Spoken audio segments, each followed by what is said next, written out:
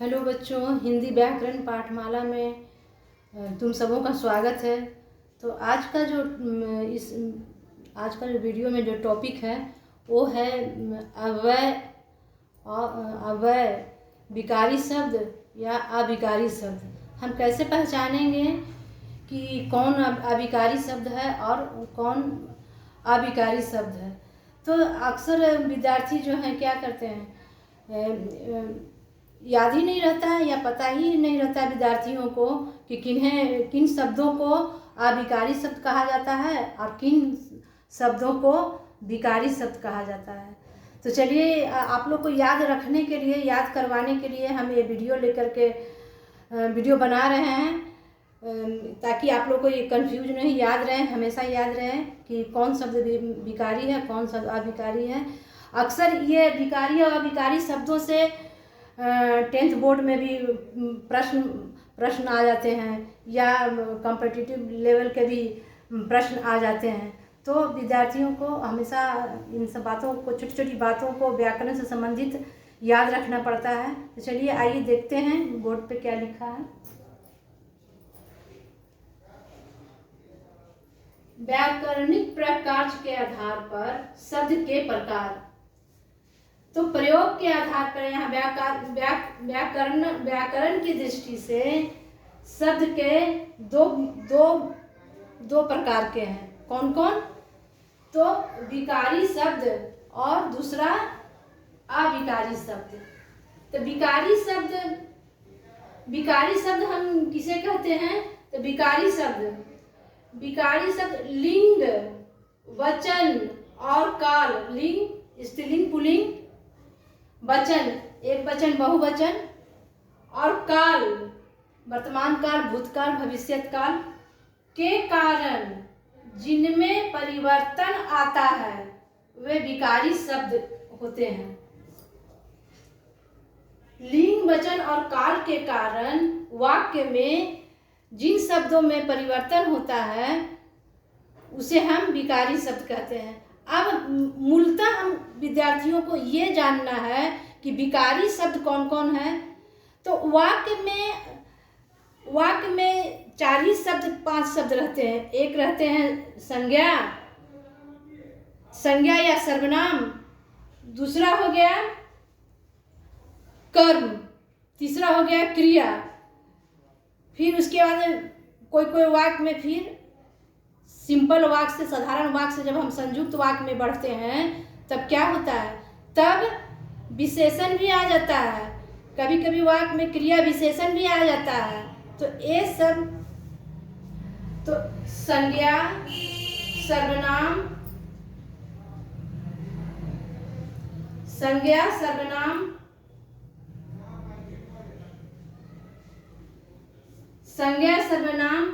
क्रिया और विशेषण।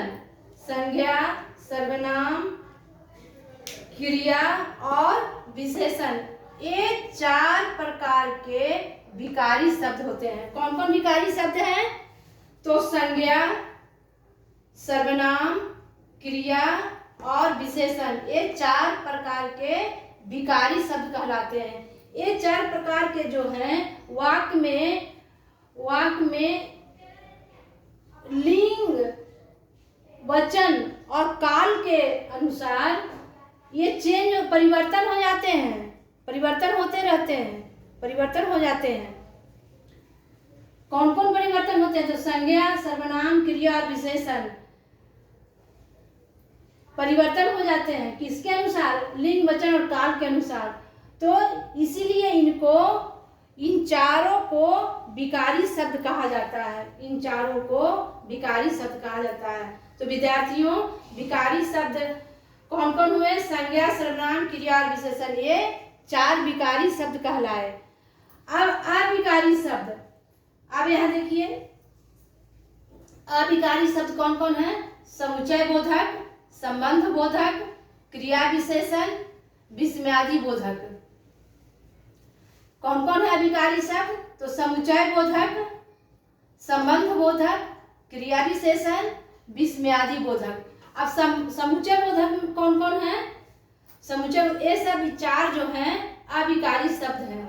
अभिकारी जिनको जो जो शब्द ये जो 4 शब्द जो हैं काल, लिंग, वचन और काल में भी परिवर्तन नहीं होते हैं, ज्यों के त्यों अपने रूप स्वरूप में वाक्य में बने रहते हैं, उसे हम अभिकारी शब्द कहते हैं। अब ये देखिए समुच्चय बोधक में कौन कौन होता है, तो इसका एग्जाम्पल जैसे और, तथा, अन्यथा, क्योंकि, ये सब जो है समुच्चय बोधक शब्द हैं। समुच्चय बोधक जब वाक्य में ये दो वाक्यों को जोड़ने का काम करते हैं, और, तथा, अन्यथा, क्योंकि। अब संबंध बोधक के ऊपर, के अंदर, जैसे मेज के ऊपर बिल्ली बैठी है, मेज के ऊपर बिल्ली बैठी है, संबंध बोधक है। इस वाक्य में संबंध बोधक कौन हुआ, के ऊपर, के अंदर, घर के अंदर, तो के अंदर क्या काम करता है, वाक्यों में संबंध जोड़ने का काम करता है। क्रिया विशेषण धीरे धीरे, मंद, धीरे धीरे क्या है, क्रिया विशेषण। ये वाक्य में क्रिया की विशेषता प्रकट करता है, प्रकट करने के लिए ये शब्द का प्रयोग करते हैं। जैसे राम धीरे धीरे चलता है, तो राम की जो चलने की जो क्रिया हुई वो क्या है, धीरे धीरे, उसमें विशेषता लग गया। क्या लग गया विशेषता, तो धीरे धीरे। अब विस्मयादि बोधक है हर्ष, शोक, छी, हाय, अरे, ये सब क्या होता है, विस्मयादि बोधक है। इन सब वाक्यों को प्रकट करने के लिए विस्मयादि बोधक वाक्यों को प्रकट करने के लिए हर्ष, शोक, छी, लज्जा, शोक, इस सब में प्रकट किया, वाक्य में प्रयोग किया जाता है। तो अभिकारी शब्द के देख लेते हैं परिभाषा। जिन शब्दों में किसी भी स्थिति में कोई बदलाव नहीं आता है, वे ज्यों के त्यों अपने स्वरूप में बने रहते हैं वाक्य में, वे अभिकारी शब्द होते हैं। क्रिया विशेषण, संबंध बोधक, समुच्चय बोधक तथा विस्मयादि बोधक, ये सभी अभिकारी शब्द होते हैं। इन्हें क्या कहा गया है, इन्हें अव्यय भी कहा गया है, अव्यय भी कहा जाता है। तो ये छोटी सी जानकारी है जो कि बहुत ही इम्पोर्टेंट है विद्यार्थियों के लिए, इसलिए मुझे लगा कि ये छोटी सी जानकारी विद्यार्थियों तक पहुंच जाना चाहिए, इसलिए वीडियो मैंने बनाया है। तो ये वीडियो देखना ना भूलें। आज की वीडियो यहीं, फिर कल तक का इंतज़ार करते हैं।